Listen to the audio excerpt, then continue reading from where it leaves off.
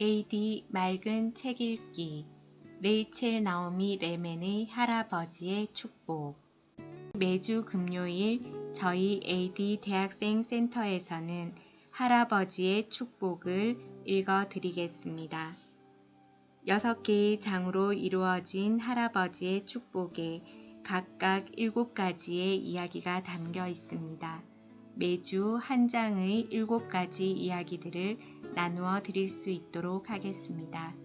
무더운 여름 할아버지의 축복과 함께 하느님의 축복 가득히 받으시는 날들 되시기 바랍니다. 제1장 가치 있는 인생 목록. 그 첫 번째 이야기, 치료보다 치유를.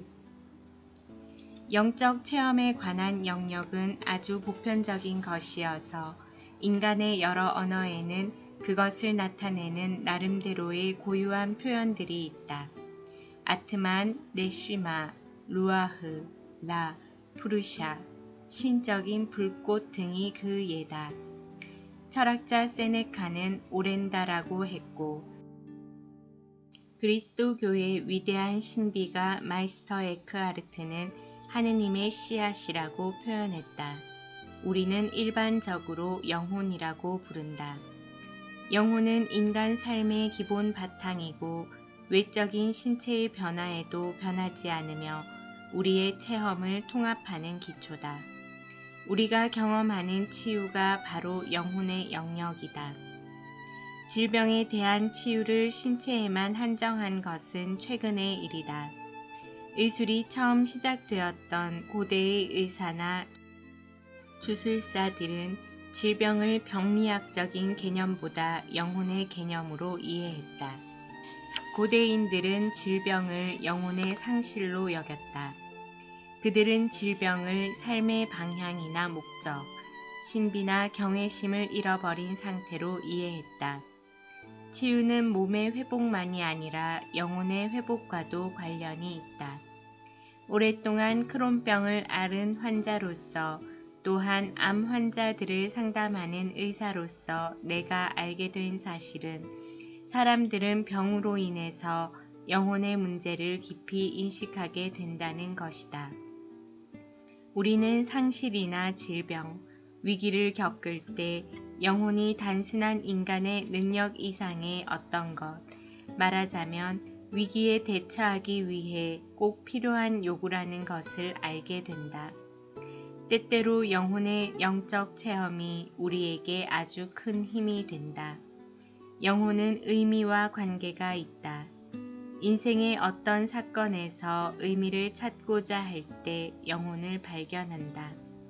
치명적이거나 심각한 질병에 걸렸을 때 사람들은 과거에는 생각하지 못했던 질병과 삶의 의미를 묻는다.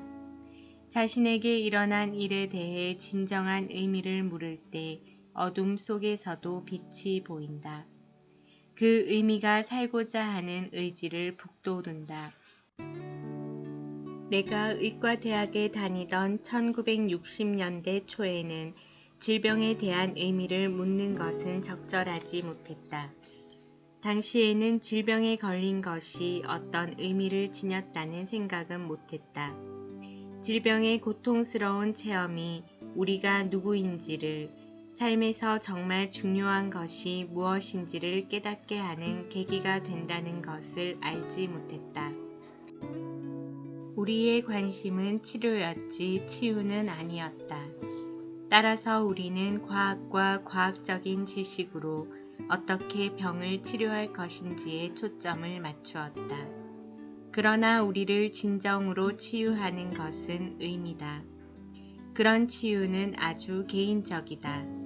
같은 병을 앓더라도 저마다 그 의미는 다르다. 병에 의미를 부여할 때 치료가 불가능한 질병도 치유가 되는 것을 많은 시간이 흘러서야 경험하게 되었다. 의미를 발견한다고 해서 반드시 다른 삶을 살아야 하는 것은 아니다. 다만 삶을 다르게 바라볼 필요는 있다.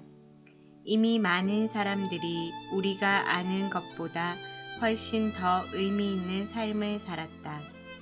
피상적인 것이 아닌 본질을 바라볼 때 우리는 익숙한 일이나 평범한 일을 새롭게 바라보게 된다.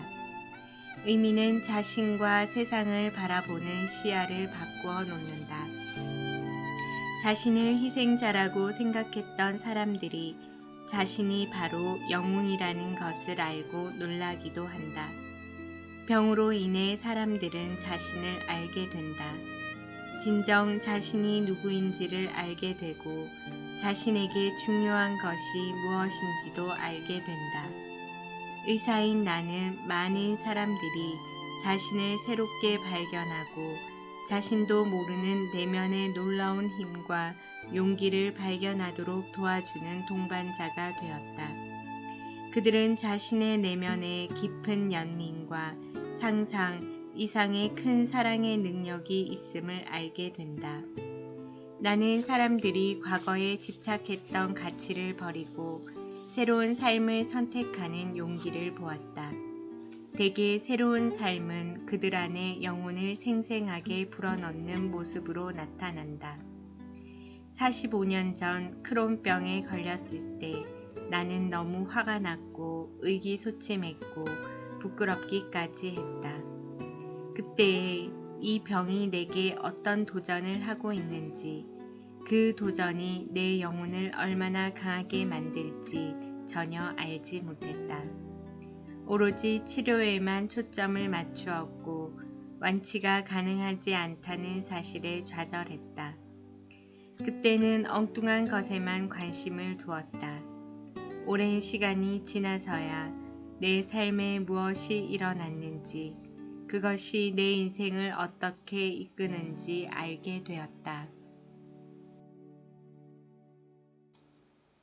두 번째 이야기, 참된 소유. 어린 시절 어머니의 장롱은 보물창고 같았다. 장롱 서랍에는 실크 스타킹이 가득했다. 한 번도 신지 않은 화려한 색상의 스타킹은 포장된 그대로였다.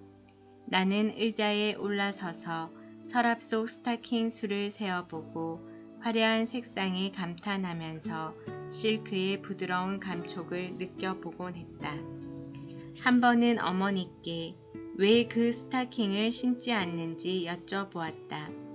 어머니는 새 스타킹이 찢어지거나 낡는 것이 너무 아까워서 그런다고 하셨다. 당시 미국은 전쟁 중이었고 실크는 모두 낙하산을 만드는 데 사용되었다. 어머니는 특별한 때를 위해 그것들을 보관하셨다. 우리 가족은 매월 8월이면 한여름의 찜통 더위를 피해 맨해튼의 아파트를 비워두고 롱 아일랜드에 있는 여름 방갈로를 빌린다. 어느 해인가 여름 휴가를 끝내고 아파트로 돌아와 보니 도둑이 들어 온 집안을 샅샅이 뒤지고 간 후였다. 나는 지금도 그때의 장면을 기억한다. 부모님 뒤를 따라 집안을 돌아보면서 얼마나 놀랐는지. 쓸만한 물건은 모두 없어졌고 의자 같은 온갖 가구는 부서지고 마룻바닥은 마구 내던진 물건들로 난장판이었다. 가장 놀라게 한 것은 부모님 침실이었다.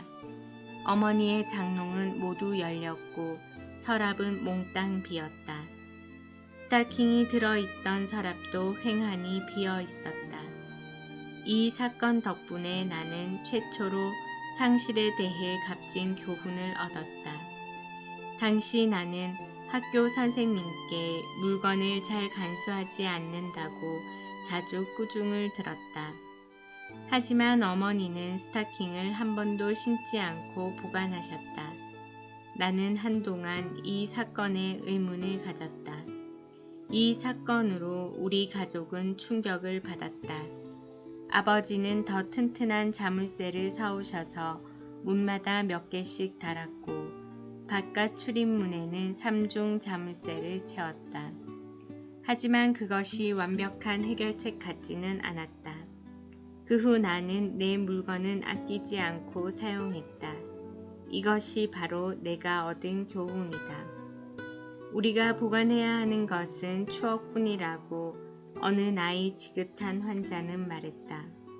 우리가 물건을 잘 간수하는 방법은 그것을 잘 사용하는 것일지도 모른다. 이미 50년이 지난 이야기이지만 없어진 어머니의 스타킹을 생각하면 지금도 여전히 아깝다. 하지만 우리는 소유한 것보다 더 많은 축복을 받았다.